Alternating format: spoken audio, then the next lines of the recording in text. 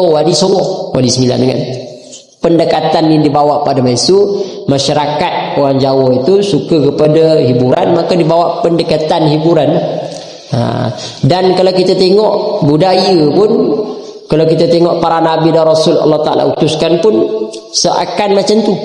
Zaman Nabi Musa yang mana terkenal dengan ahli sihir sebagainya, seolah-olah maka Allah Ta'ala datangkan Nabi Musa dengan mukjizatnya seolah-olah seakan macam sihir, benda-benda pelik lah, tapi dapat memberi kekuatan kepada keyakinan pengikut Nabi Musa sebagai contoh.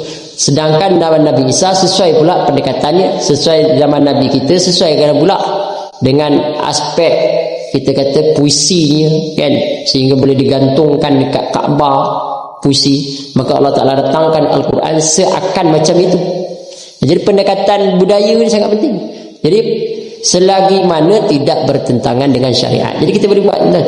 Budaya orang Melayu ni macam mana? Oh, orang Melayu ni suka tolong menolong, bantu-bantu, gotong royong sebagainya. Maka kita pun ambil pendekatan tadi, gunakanlah approach tadi untuk kita sampaikan approach dakwah.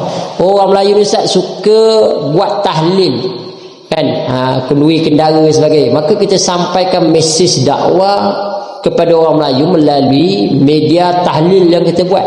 Sebelum start tahlil, bagi kita scroll seminit, 2 minit, 3 minit, 4 minit. Yang penting ada perjumpaan. Daripada aspek itu kita boleh sampaikan dakwah.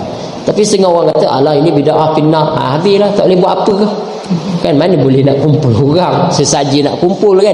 Jadi kita ambil peluang tadi. Walaupun budaya dia boleh jadi ibadat apabila tak bertentangan dengan syariat. Jadi tak ada masalah, boleh. Jadi maksudnya isunya begitulah.